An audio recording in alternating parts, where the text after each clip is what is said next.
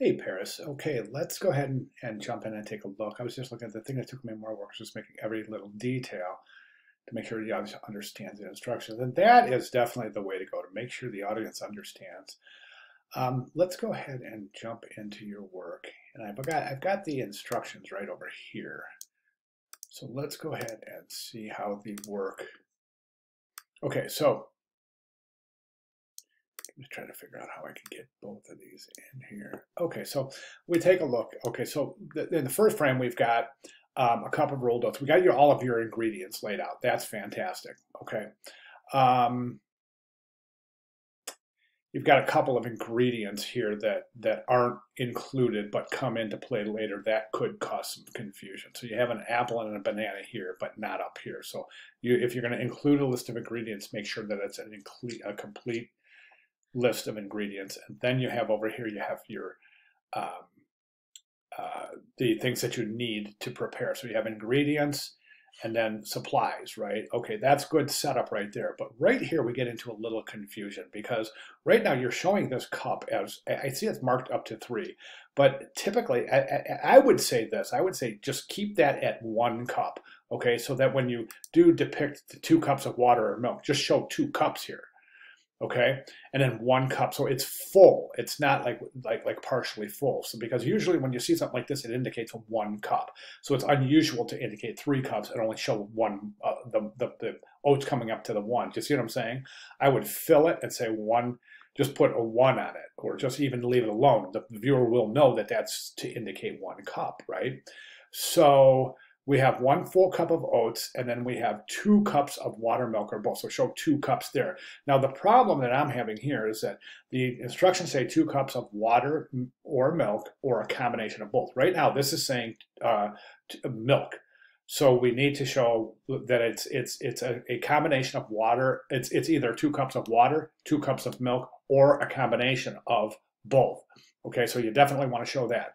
Now you have bring to a simmer, stirring frequently. You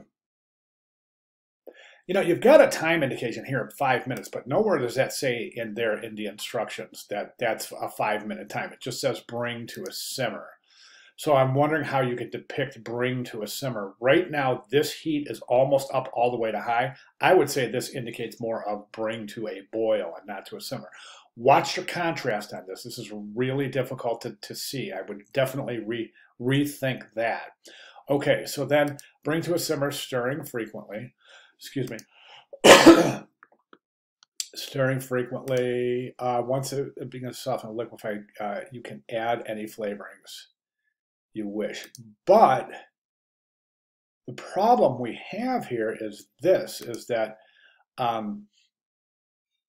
this has to go back on the heat, right? So once it cools, you have, once it begins to go, you can add any flavorings you're using. Okay, so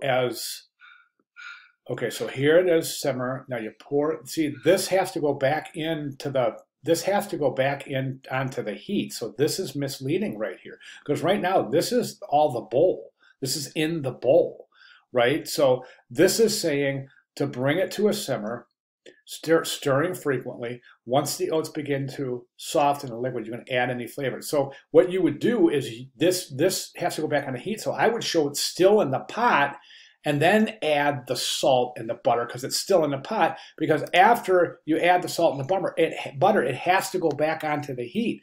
We see it right here. Add salt, butter, etc. Simmer and stir until the oats reach their desired texture. So at this point, it has to go back on the heat. This is misleading. This is all in the bowl. This almost looks like it's cooling down in the bowl, right? So we have to introduce the heat back in here. All right. Then when it brings to and this is 20 minutes once it goes back on the heat, as you can see, simmer and stir until usually 10 to 20 minutes. So indicate 10 to 20 minutes back on the heat. Okay. Then top with goodies and serve. So that's good, right? So, and then the only other thing, so definitely want to keep this open and keep it with it. Now, don't be afraid to show this to somebody, a family member, a coworker, and say, how does this depict what we're looking at here? And you're going to see that people are going to get confused at this point because it says to add it right back onto the heat, but we're not adding it back onto the heat. You see what I'm saying? So after you add the butter and salt, you're putting it back on the heat. Okay. So, and then now as far as the composition itself goes, my only problem here is that you've got things that are right on the margin of the page. Now that's going to make people nervous because as even part of these frames are being cropped by the page's edge, we can see it here, here, here, here, here, and here. They're so close, there's no margin. The viewer could get nervous that there could be something missing from the instructions. So I recommend establishing good solid margins. Okay, so that's it. Just go ahead, again, as I said, just go ahead step by step through those instructions and make sure that everything is crystal clear. Okay, all right, if you have any questions, I'd like to see those changes reflected in your final submission. I think it will make for a much more effective set of visual instructions.